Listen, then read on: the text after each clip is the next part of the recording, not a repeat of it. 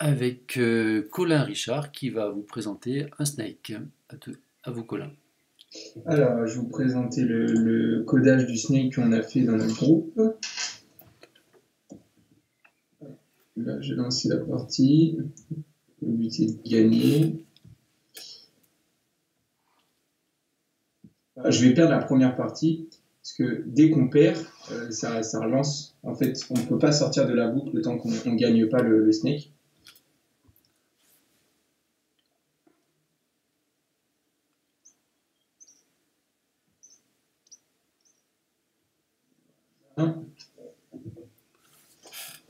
Donc là, dès qu'on gagne sur le snake, on repart sur la plateforme principale avec le carrousel sur les températures. Alors, pour expliquer comment le snake fonctionne, en fait, on est sur le carrousel où on peut switcher entre température, pression et hygrométrie. Et si on tape le bon code, ça lance la fonction snake, qui est ici. Comment elle fonctionne? Alors, c'est basé sur le code que M. Hermiton a fait. En plus de ça, donc une fonction bonus a été ajoutée qui a des coordonnées x et y qui sont choisies aléatoires, donc avec la fonction roundint, pour donc la création des points bonus qu'on doit manger avec le serpent. Ensuite, on a une boucle while true. Oui, aussi, on a une première liste serpent qui est créée. Pour i dans la liste de serpents, en fait, on va allumer tous les pixels pour i0, i1. Donc, en fait, on va faire le nombre de boules du serpent va être équivalent au nombre d'éléments dans la liste serpent. On allume le bonus. Ensuite, là, c'est pour le xi et le yi, donc pour l'avance du serpent. Donc là, on prend le premier élément et le deuxième élément de la sous-liste de serpent. Oui, alors, si on touche,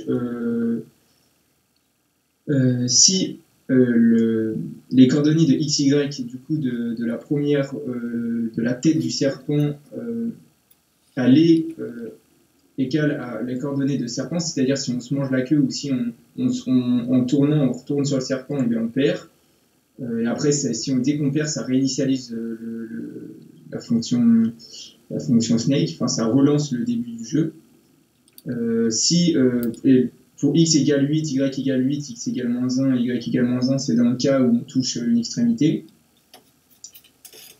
Voilà. Ensuite, si les coordonnées de x et y sont égales aux coordonnées de bonus, on recrée un nouveau bonus. Bon, après, là, pour le programme, j'ai mis entre 1 et 6, j'ai pas mis entre 0 et 7, pour pas que ça soit sur les extrémités, pour tester le programme, pour que ça soit plus facile, pour éviter de perdre trop bêtement.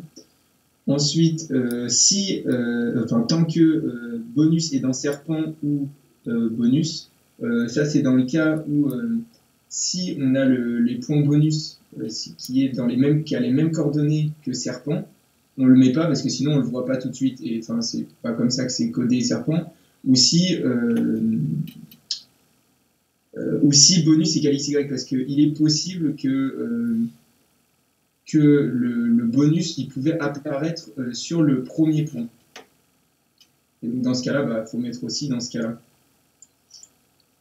Ensuite, du coup, on remet un point bonus. On fait serpent.append, on rajoute un terme dans la liste serpent. On crée une nouvelle liste nouveau qui est de la longueur de la liste serpent pour i allant pour i variant de la longueur de serpent moins 1.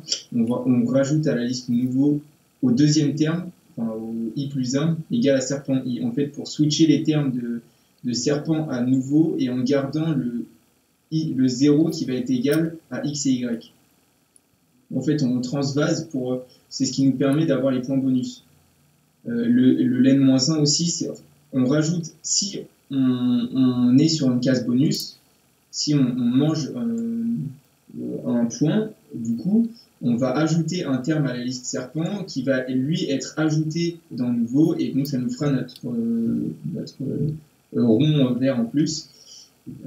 Et le but, en fait, c'est que le point précédent prenne les coordonnées non, le point suivant prenne les coordonnées du point précédent, en comptant que le premier point, donc le nouveau 0, parce qu'après on réattribue nouveau à serpent, c'est que les premières coordonnées soient égales à celles de x, y.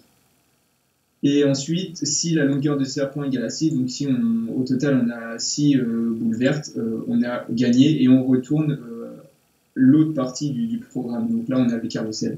Et donc après, ça, cette partie, c'est pour le déplacement du serpent, c'est ce que vous aviez fait. Est-ce que vous avez fini votre présentation? Oui. Oui. Ok, merci.